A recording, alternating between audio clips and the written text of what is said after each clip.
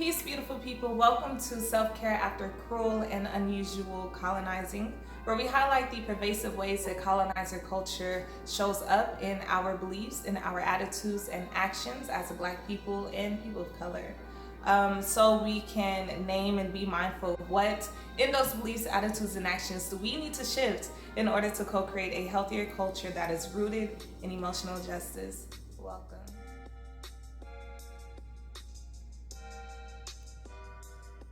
In this episode, I want to touch on the changing face of Atlanta culture. Y'all, it's different.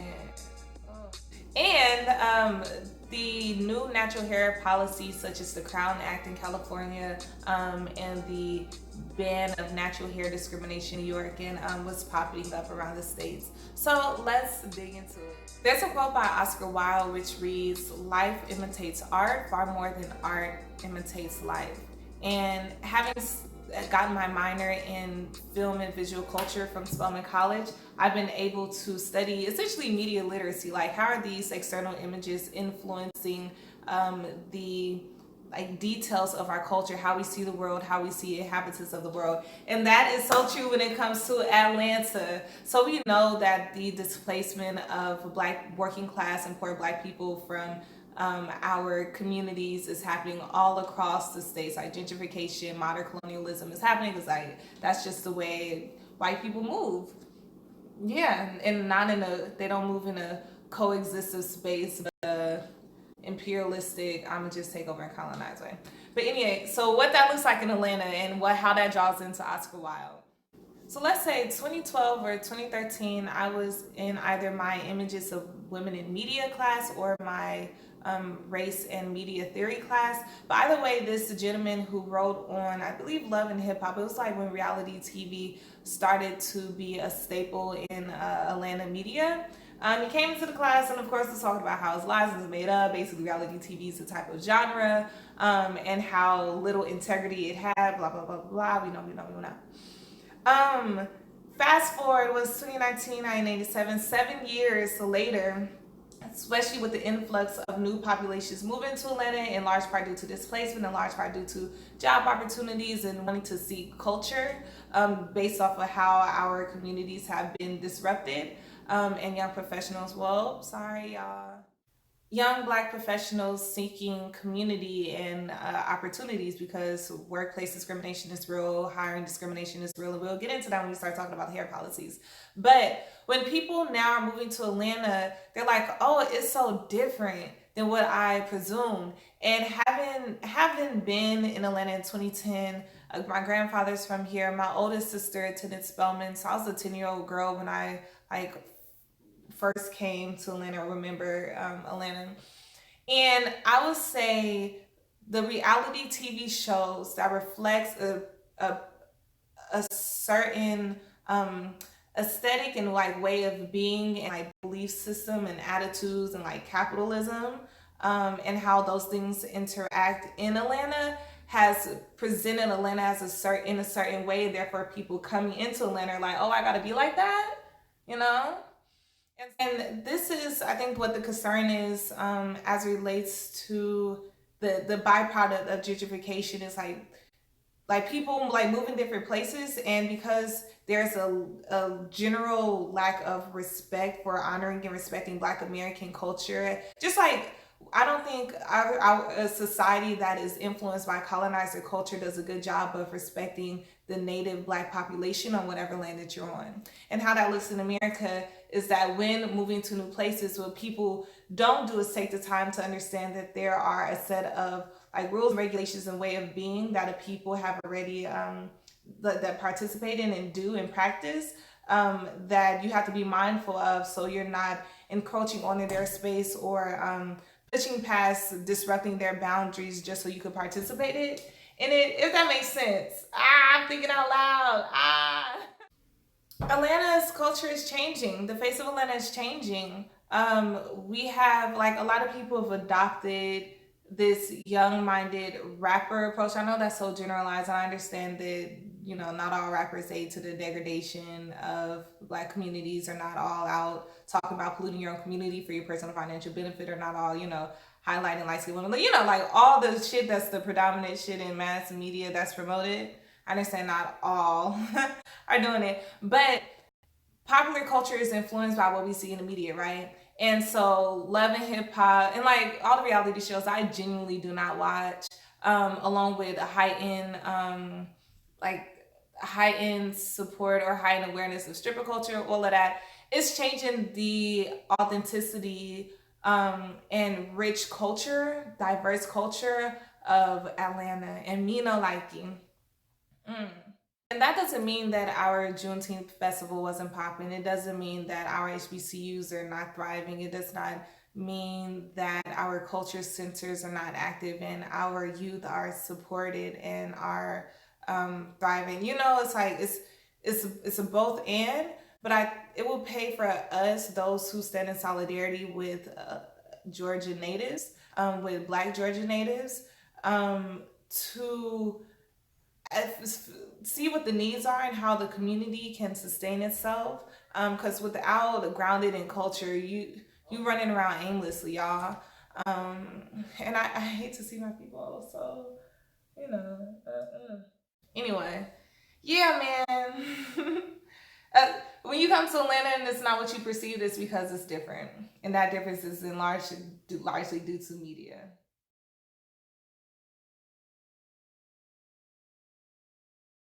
Natural hair discrimination in the workplace. The fact that lawmakers see the necessity of having to implement laws that protect Black people against natural hair discrimination in the workplace says that the default practices of hiring practices and workplace engagement and perceptions of what is professional is by default biased and anti-Black people. Why? Because we live in a society that has maintained its image off of the lie of white supremacy. And this myth of white supremacy says that everything associated with whiteness is right. That means hair, texture, skin color, facial features, body features, mannerisms, body language, cadences, all white, all right. Anything else is wrong. So both California and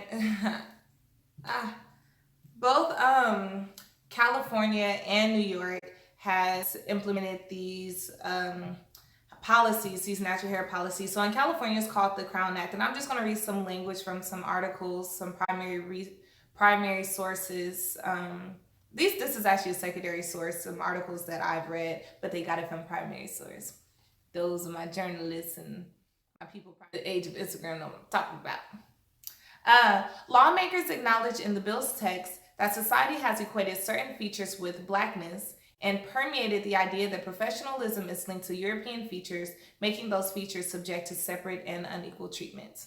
Workplace dress code and grooming policies that prohibit natural hair, including afros, braids, twists, and locks, have a disparate impact on Black individuals, as these policies are most likely to deter Black applicants and burden or punish Black employees than any other groups, the bill reads. State Senator Holly J. Mitchell, the bill's author, said dress codes banning kinky hair punish African Americans for their natural appearance. This we know, right? So when Carlos Leonis back in the 1700s started to create the racial hierarchy that put white people at the top and essentially said that all other ethnic groups based off of our identifiers that is visibly different, right? So we know that Asian people tend to have slanted eyes, and it's like, oh yeah, you Asian, I can see that. It's visible. My Blackness, my brownness is visible. These full lips, it's visible. I wonder if there's like an ethnic group that just got a big head, because bruh, I got a big forehead. Anyway, sorry y'all, I got sidetracked talking about my forehead. But essentially when when they broke down the human races, they essentially said each race is closer that you are to whiteness, the closer you are to humanness, and the further you are from whiteness, the further you are from humanness, and essentially said that Black people were a devolved human race, right? So like this is sitting in the consciousness and the subconsciousness of many white cultures. It's just not cool to talk about that openly now, but that's only in the past 70, 80 years, y'all. Let's not get it twisted. So my one of my professors at Spelman always says that you bring who you are wherever you go. So if you possess biases and anti-black beliefs and you're a hiring manager, that's no doubt going to show up when you're sifting through applications. You're not looking at the most qualified. That's why white supremacy is the most obscure, absurd the concept, because it's not about the best of the best. It's about maintaining this narcissistic belief that only white people are the best, even if you're not. So that's why this notion that, oh, you got to be better than the best to even be considered, because you live in a society that has already disqualified you simply because of how you show up. There are a lot of people who are applauding New York and applauding California. Cool. I just want us to look in another perspective. We need laws to protect us. We still need laws to govern people's beliefs and practices that inevitably affect or get in the way of black people having equal access, whether it's to jobs, opportunities, schools, anything that aids in the upper mobility of our lives, housing, land. In this perspective modification that I am offering to you all, I want us to become grounded in our reality, and that means that our society is defaultly anti-black. It is in the culture, in the belief systems, in the attitudes, right? What are your inner beliefs towards black people, about black people? I'm sure in this self-care after cruel and unusual colonizing, you'll discover that many of us have simply just absorbed the beliefs and attitudes of the colonizer, and it manifests in how we treat each other, how we look, how we engage with one another, how we see each other and ourselves.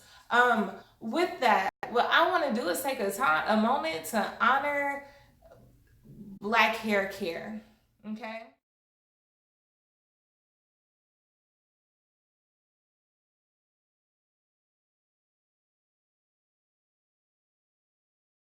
And in honoring our hair care is the most organic and unique ways of blackness, of being, that no other group could tap into. And as a black American, I recognize the extent in which my culture is exploited for mass consumption. So I'm interested in, as black people of the diaspora, what a part of our culture can we keep sacred that only we could tap into. And our hair care, no one else could do this shit. Like, people try, but the hours that goes into, the days that goes into being together and cultivating a style that represents so much of what each individual chooses to represent is indicative of that unique aspect of blackness that other people cannot tap into. Everyone can't be black, y'all. You just got to be black in order to be black. You dig what I mean? So what does that? Also, I want to take the time to highlight and love on black women, y'all, and our creativity, our innovation, and our resistance. The way that anti-blackness exhibits itself or shows up is by making all things associated with blackness negative. It could be neutral, and because it is seen through a lens of someone who holds anti-black beliefs, it becomes negative. So and it decontextualized the black experience, particularly in white space, and how we've had to protect and serve and navigate and cope in a society that is bent on destroying us through torment, torture, terrorism, and simple degradation. So a lot of people will like comment on the many ways that black women wear our hair, right? Whether it's weaves, wigs, braids, straight, curled, whatever. Everyone got shit to say. So let me provide a loving perspective on black hair, particularly black women in our hair, that also takes into consideration our history. So in Africa, pre-colonial history, which is most important. So in Africa, before the whites came, our hair styles acted as a form of a social security number. So you could tell someone's age, you can tell their marital status, their careers, their talents, the languages they spoke, the tribes that they belonged to, all based off of their hair, because we could do so much with it. And I can attest to that as a sister with 4C kinky hair, right? So when the whites came, the first thing they did was shave off our hair so we wouldn't be able to identify one another. Cruel. I just wanted to sprinkle that in your consciousness, opposed to giving a full history lesson. I'll just post links to some dope documentaries that are concise, compact, and quality. Okay? So living in a society that hates you, that goes out of its way to ensure that everything associated with who you are is deemed as ugly, inadequate, just everything negative.